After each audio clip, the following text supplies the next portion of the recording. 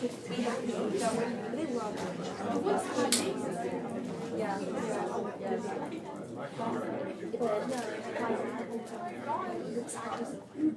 just don't go outside.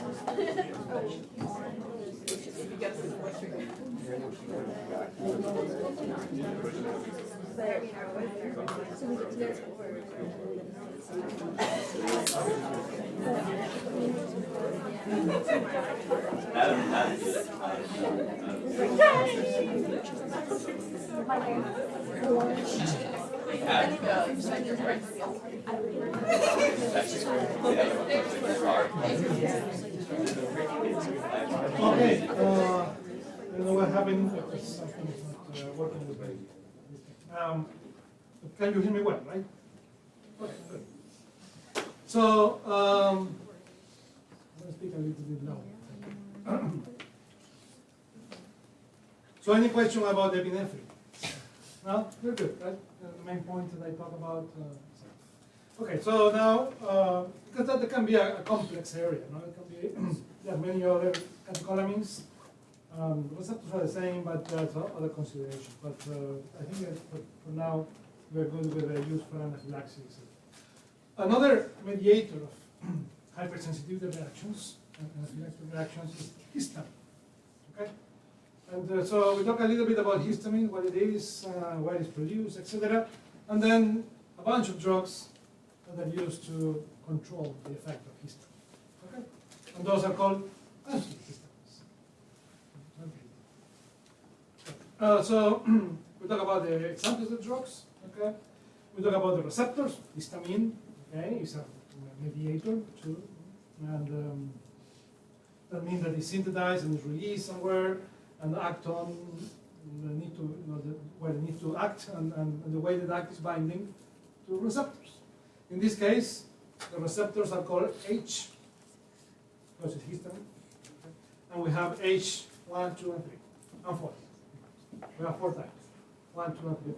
All of those are coupled to some intracellular system, right? Some G protein that produce increase of some second messengers, etc. Okay? Not all of them are everywhere. There's some different location too. That's another thing that contribute to the therapeutic use of these drugs. Okay, and the side effects of this of modulating this system. So we talk about the mechanism of action, how that thing work, and a little bit of the different drugs, because this has been studied for many decades now already. And then you have a first generation of drugs, second generation of drugs, third generation of drugs, and you will see about the difference of those and examples.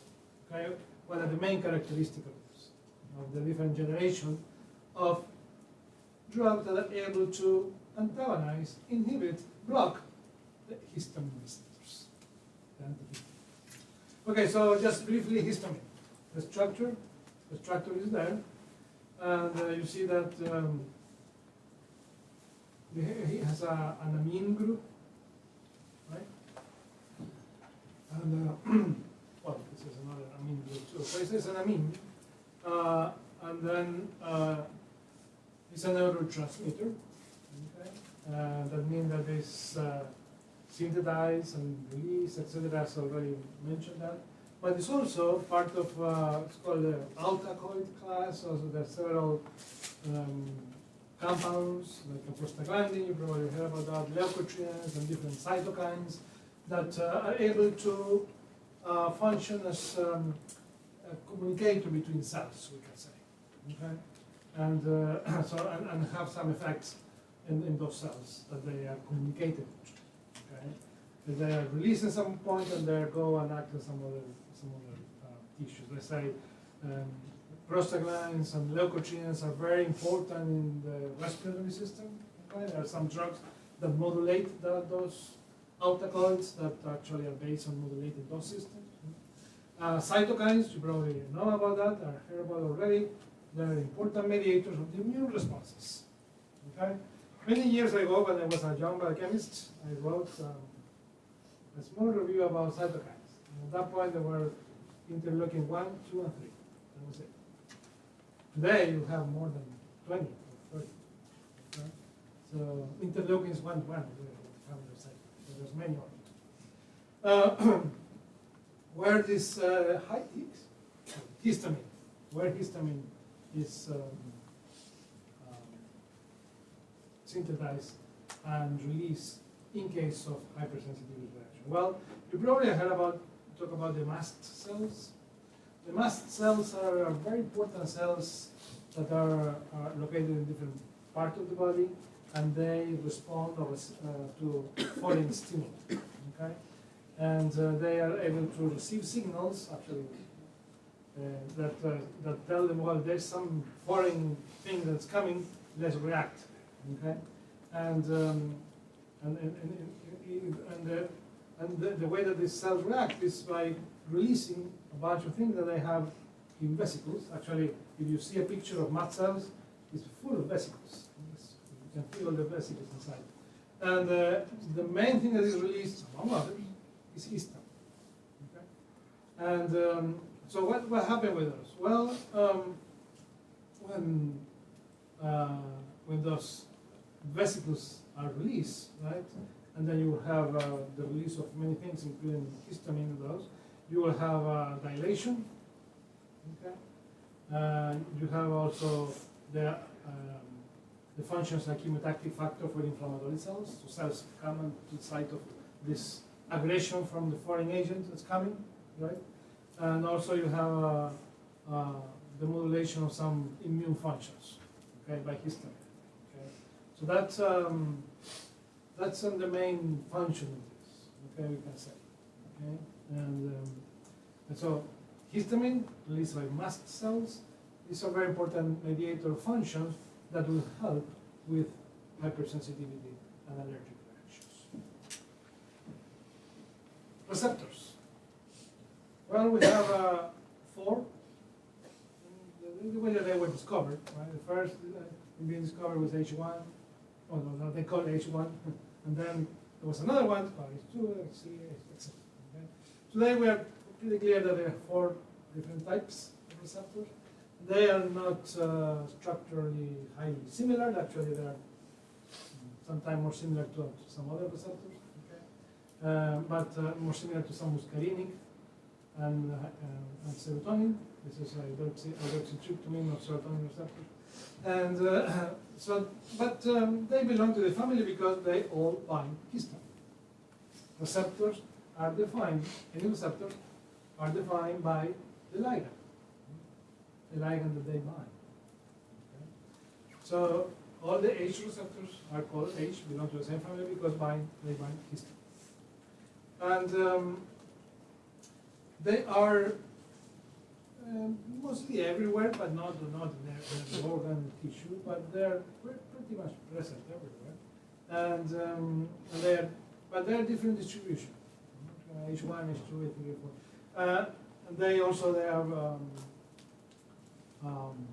they're coupled to different intracellular messenger systems, similar to the thing that we talk about between the alpha-1 and the alpha-2, for example. They belong to the same family, but they're coupled to different intracellular systems. In this case, as you can see here in this table, you have the H1, H2, H3, and H4. And where are they located? Well, the H1, the smooth muscle, okay, endothelium. You know what endothelium is? The lining is a monolayer of cells that line the interior of the vessels. Okay?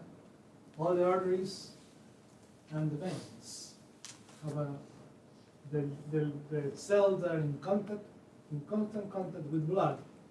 They're not the muscle cells. They're part of this arterial structure too, but they're called endothelial cells.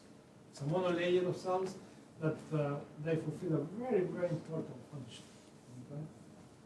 Actually, there is a concept called endothelial dysfunction that accompany all the cardiovascular diseases. Okay? In the brain, also you have a H1 receptor, H2 receptors in the gastric mucosa. Okay, in the gastric mucosa. Cardiac muscle, mast cells, brain too. H3, autoreceptors. Remember, presynaptic autoreceptors that can have a negative feedback on the release of neurotransmitter. And in different nerve structures, in neurons, myenteric plexus is that's a bunch of neurons together actually. They're very, very important in the GI tract. You know that the GI tract has a nervous system by itself? It's called the enteric nervous system.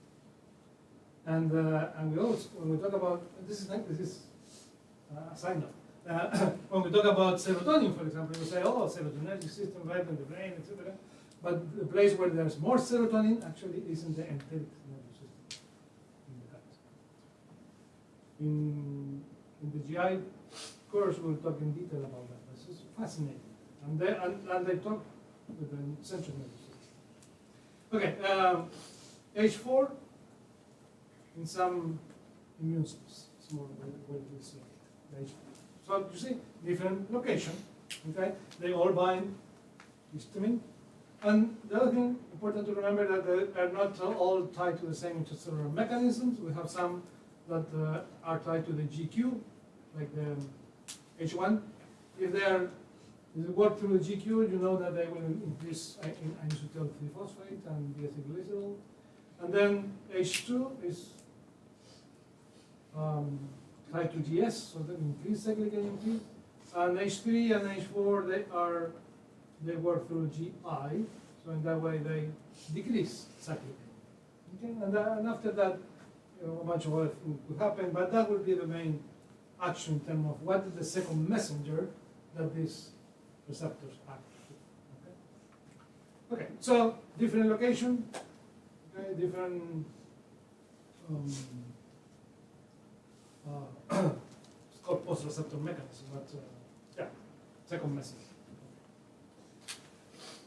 Okay, what happens when histamine? What the histamine does once it's released? Well, since these mast cells are everywhere, and those H receptors are mostly everywhere, depending on there's some different location, but that means that they can have effect on different types of systems. Okay, so in the nervous system, well, we have histamine is able to stimulate neuronal transmission, you can say. Okay, and in that way, that's the basis for the pain and itch that sometimes is feeling in those hypersensitivity reaction when it is released. Okay, those are H1 mostly. Okay, H1 mediated sensory effects. In the brain, talking about nervous system, H1 and H3 seem to also play a role in the circuit that's called the satiety circuit. Okay? And so satiety is a complex reaction. You start eating and sometimes you say, well, no, I'm not eating enough, but why? Your body is telling you. So there's a bunch of neuronal signals that came together and that get integrated in the central nervous system to do that. And at that level, there's a lot of histamine receptors, so that in that satiety of food circuitry, we can say, H1 and H3 receptors play a role. Some of these antagonists have some antipsychotic effects. We'll mention this a little bit of that. So that's why if you block those receptors, sometimes you have people that are using the drugs, they gain weight. Okay, because this satiety effect, satiety of food circuitry gets blocked. In the cardiovascular system, we know that they produce dilation, right? So we have there is a lowering pressure, okay? Systolic and diastolic pressure goes down, okay? Heart rate goes up, okay? And then we have a dilation, okay, that can be the basis for this flushing, redness of the skin that sometimes happen in eating, the kind of thing that happen in those hypersensitivity or allergic reactions.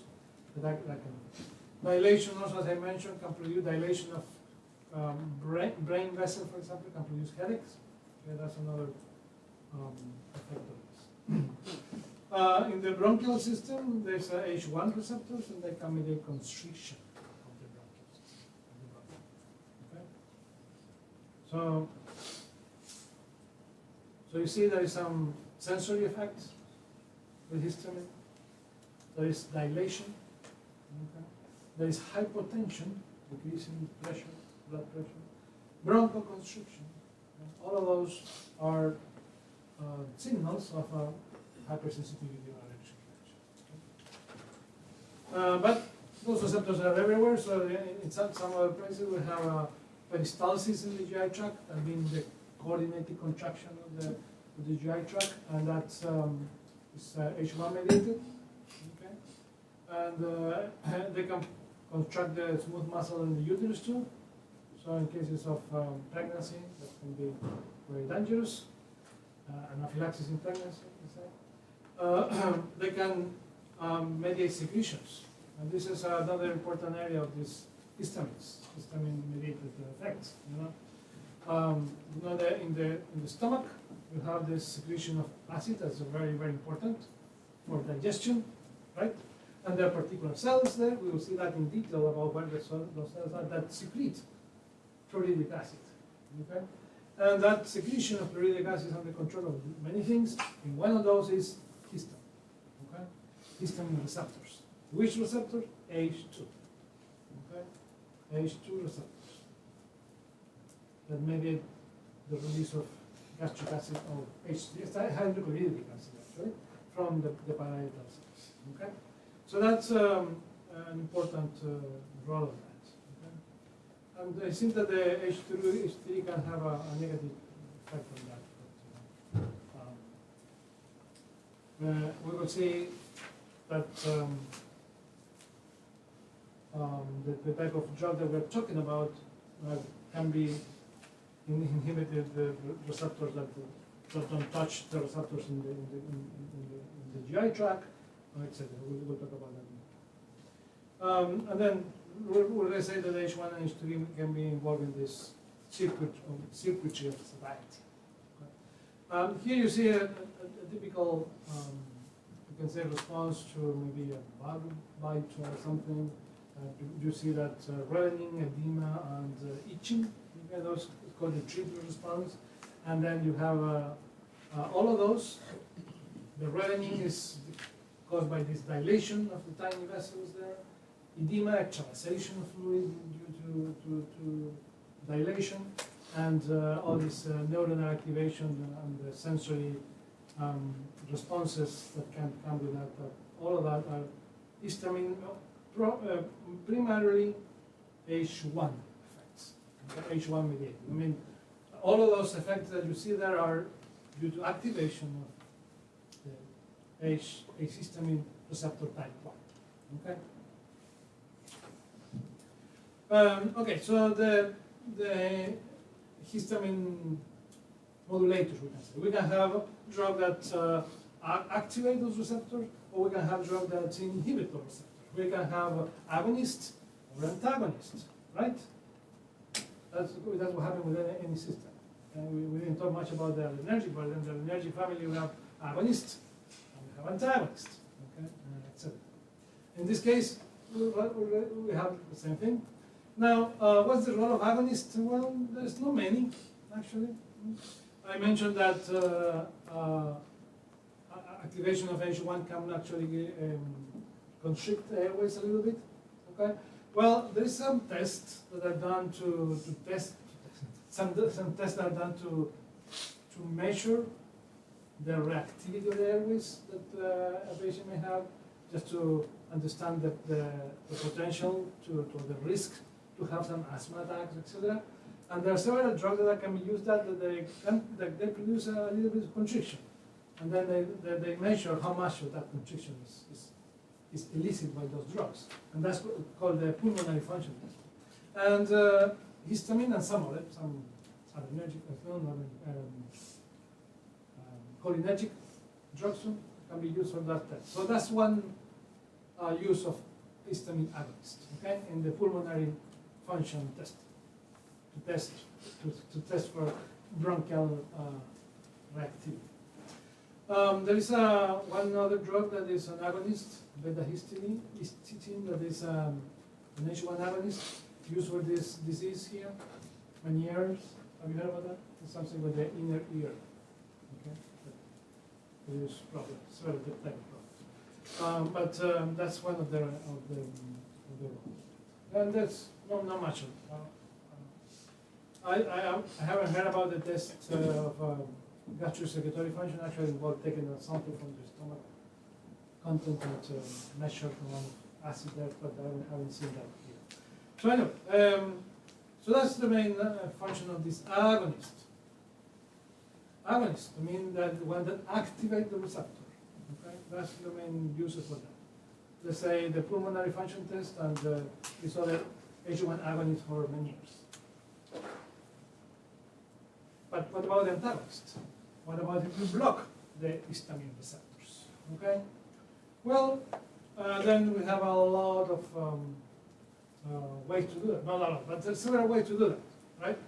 Because, you know, in terms of antagonism, we can say, well, we can antagonize the physiological action of this system.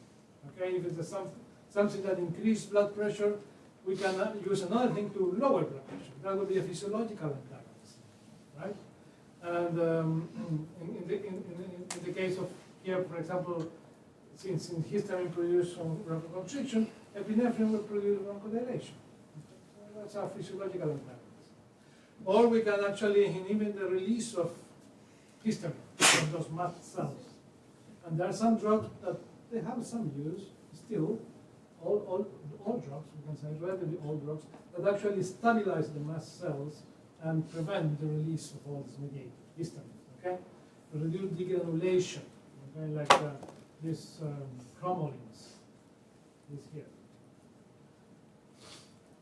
And beta-2 agonists also reduce the histamine release. So that's another way. So physiological antagonism or inhibition of the release. But the drug that we are going to talk about is receptor antagonists, direct blockers of the receptors, okay, that competitively antagonize histamine receptors, okay?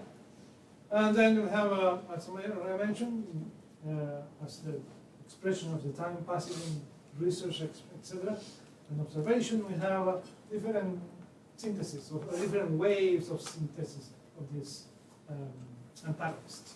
Okay? So we have the first generation, the second generation, and the third generation. We have 3 generations of H1 antagonists. All of these are H1 antagonists. Okay? Antagonism of the receptor H1. Okay? Why? Well, because as already mentioned, all of those responses that you see in the hypersensitivity reaction, the redness, the flaring, the itching, etc., the edema, all of those are mostly H1 mediated. So we need some drug that block those responses, and that's H1 antagonist. Okay? We'll talk a little bit about H2 products. At the first generation, one of the issues that have that they cross the BBB. Okay? That means that they can go to the brain. And we don't want to mess with the histamine receptors in the brain. There are many in the brain too. But we don't want to do that. Okay? They were less selective. Okay? They can also block alpha receptors. They can block muscarinic receptors. So that's not good either, right? So they can produce sedation, etc. So that's there's still some first generation H1 blockers, antihistamine available, you will see. But that's one of the problems. Second and third generation, they don't cross the BBB, so they don't go to the brain. Okay, less lipophilic, that helps with not going to the brain, and they are a little bit more selective. Okay, that means that there's less possibility to block another receptors like muscarinic or adrenergic, etc., and less sedation. So that's differences of this generation, different generations. Some examples. Okay, and the first generations have different families, chemical families of those. Okay, you have the ethanolamines, the ethylenediamines, the alkylamine, phenodiazine, piperazines, and piperidines. And you have a lot of those. Okay, And some of them have more pronounced side effects, for example. For example, the donalamines, like Benadryl, that's one of those. There are more sedating effects than the other. Okay. Some ethylenediamines, they have more GI disturbances. Okay. And some are alkylamines. Alkylamines actually the less sedating properties than the other first generation, etc. Some of those are used for anxiety too, or for nausea, like ibuprofenes, etc. And those numbers that you see here, that I have in some of the drugs, are the location in the top 300. You know the most sold, well, 300 most sold drugs in the United States. Every 3 years, I think, they have this list, and then you, at some point you have to learn all of those. You have actually a test, the top 300.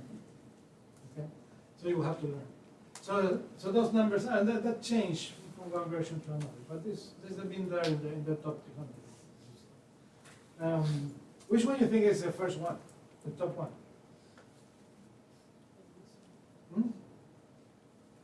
No, not from this one, but in the top 300. Which drug you think is in the number one sold in the United States?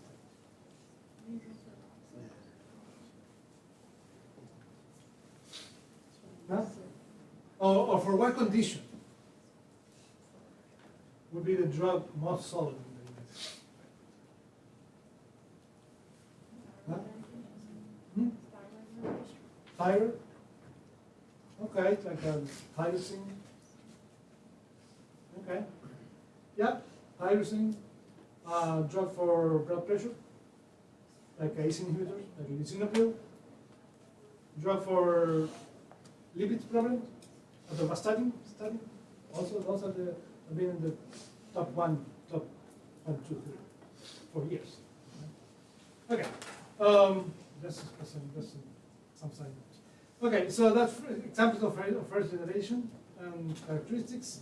And then for the uses of those, well, I mentioned that they're still available. So allergic rhinitis, common cold, dermatitis, itching, etc.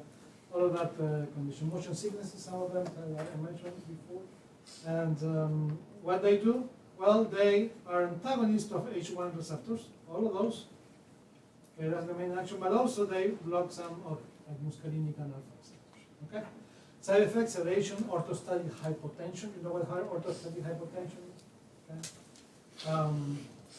It's a changes in pressure depending on our posture. Okay? If we are watching TV, relaxed in the sofa, and then suddenly you get up. When you're young, you don't feel that, but as age passes, your cardiovascular system take a time to adapt to that, and then you feel dizzy. Okay? Because there's a lot of adaptation that need to happen very quickly.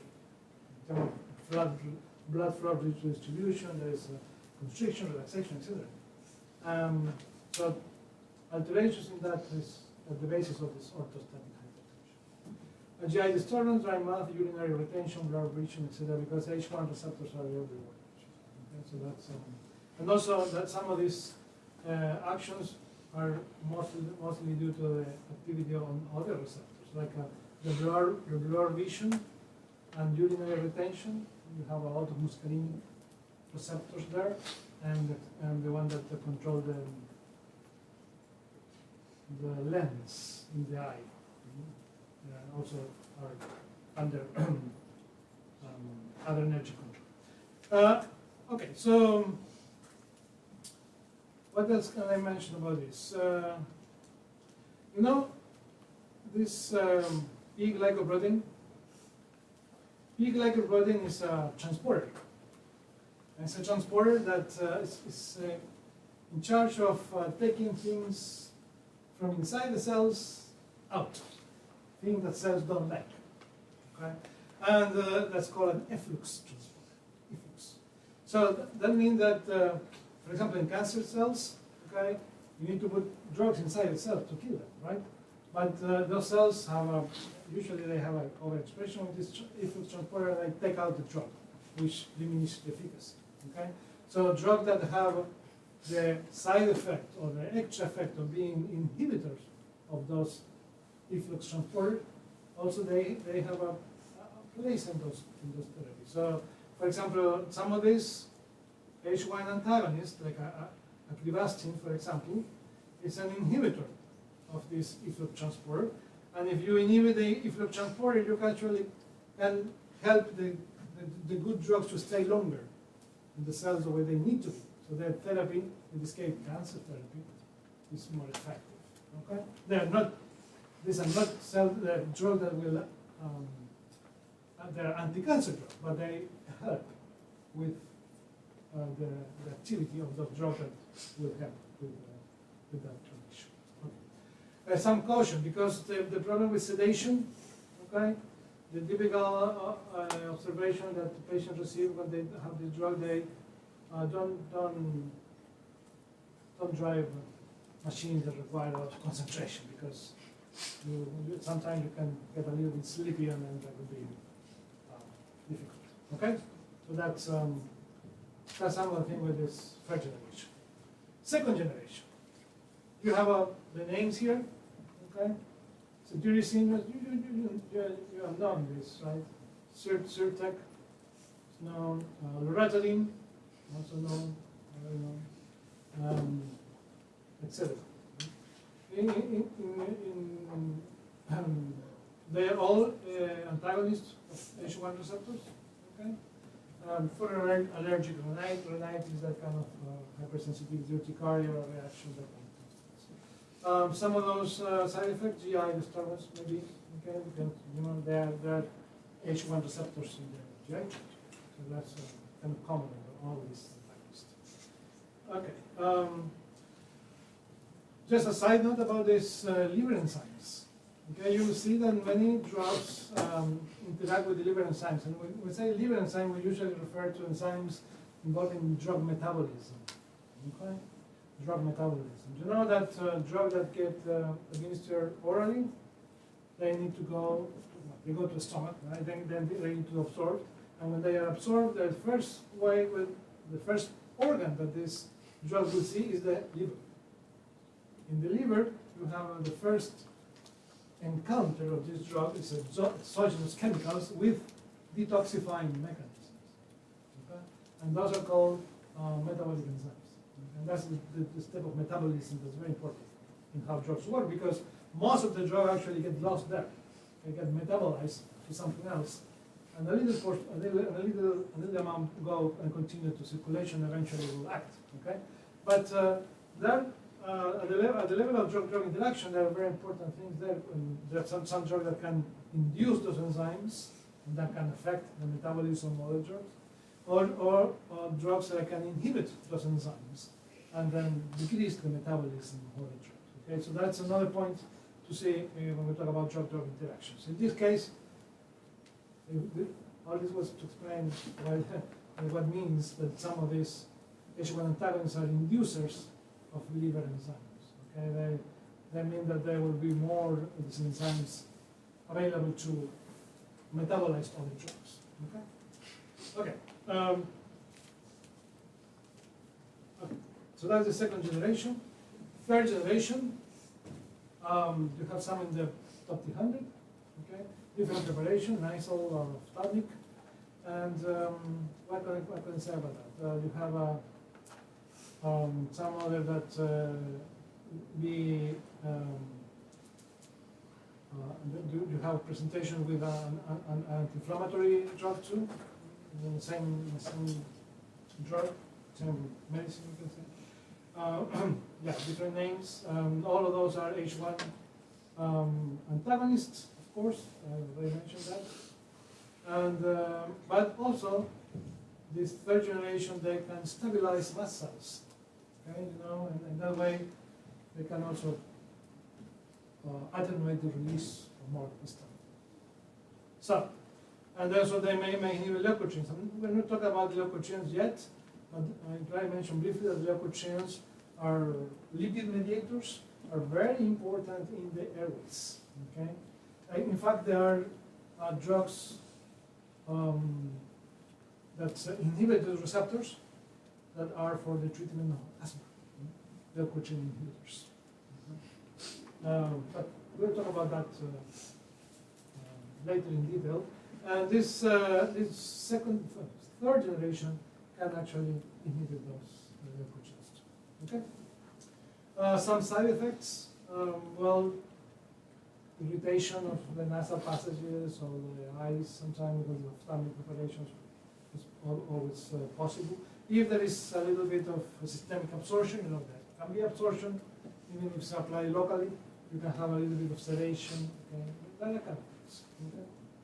Okay, that's what I'm going to say about it. You see, there's less side effects, and there is less more specific action on histamine here. In third generation, we don't see that they touch muscarinic receptors or adrenergic receptors, so that specificity increases, and also they don't cross the blood-brain barrier, as I mentioned before. Okay.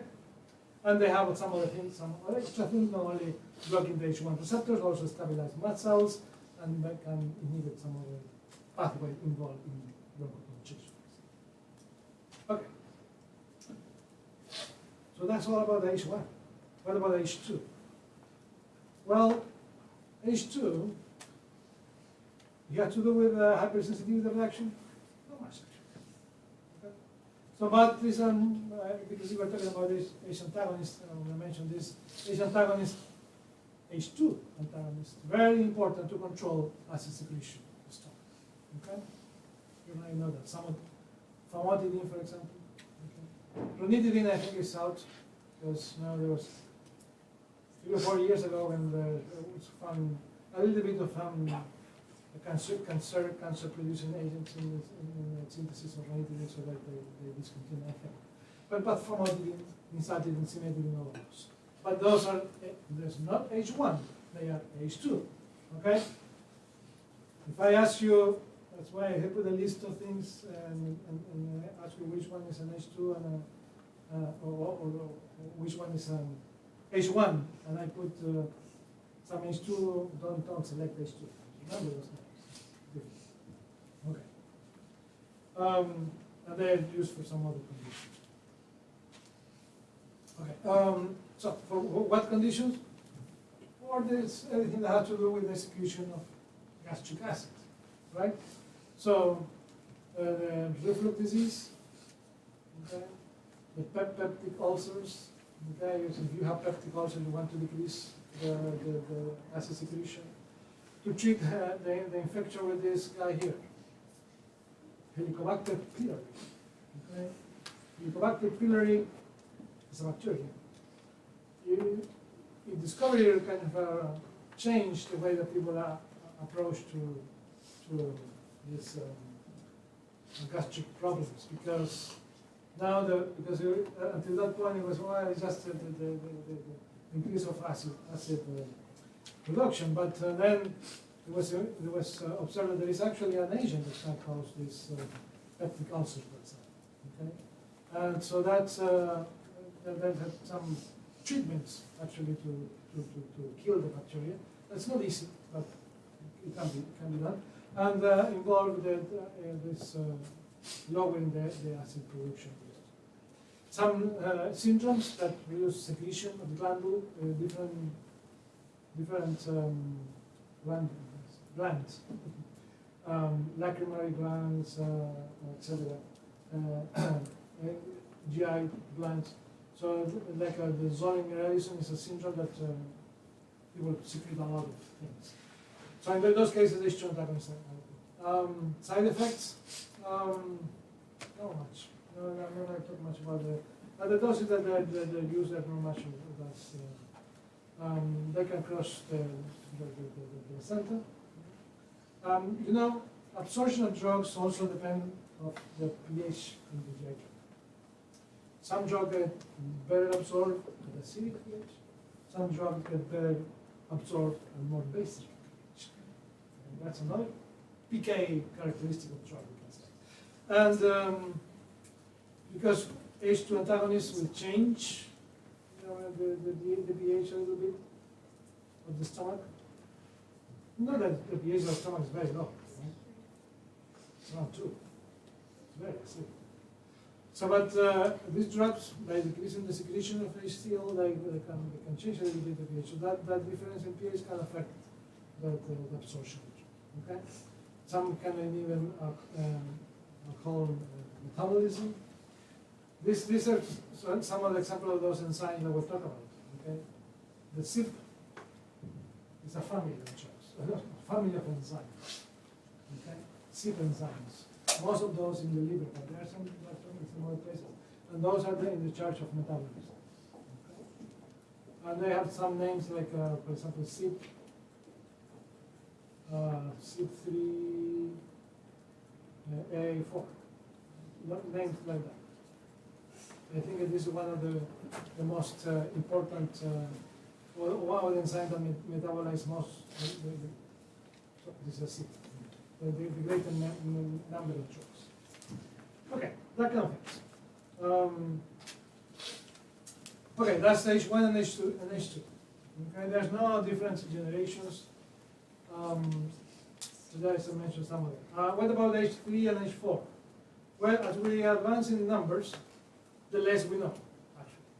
Okay. And but there are some for the H3. Okay. Because H3 is, I already mentioned this in the brain, okay, involving this thing of satiety, etc. So it's central, but so it can be used for different conditions, mostly if we target the one in the CNS. And there is one H3 blocker. Actually, it's not a blocker; it's an agonist, but it's an inverse agonist. We haven't talked about that characteristic. It's inverse agonist. Sounds contradictory, okay? But receptors that are usually, they have a constitutive activity even in the absence of the ligand, then the presence of this compound actually produces a lower of that constitutive activity. So, in simple words, it's an antagonist. It blocks. Pharmacologists like to go to those details. It's an inverse agonist, but the effect of an inverse agonist is an initial activity. So this pitolisant, WAKX, okay, is inverse agonist of this H3 receptor, okay, and it's been approved for narcolepsy. So it's essential with people that excessive sleepiness, for that condition. Okay, so that's the only thing that I can tell you about the H3. There's a lot of work how we can know the drug. Well, people usually they try to see what drugs, how drugs bind to the receptors. They crystallize to molecule and with these drugs, and then try to see which amino acid interact or touch the drug, etc. And that's a lot of work. And it's been done for H1, for H2, for H3, and just last year, no, 2024, is when the first H4 receptor was crystallized. So this thing is in the works. There's still no selective H1 drugs. Okay? Sorry, H4. There's no selective H4 drugs. But these things are going to come, and of course it can be used to modulate the action of the mast cells, etc. Some H1 blockers have a little bit of affinity for H4, okay, like loratadine, for example, or diphenhydramine, but a specific H4 is still not present. Okay, and that's it. Any questions? No questions? I have 5 questions in the exam. Okay, about the receptors, induction pathways, uses, anything that I discussed. If you have any questions, you can email me. Thank you.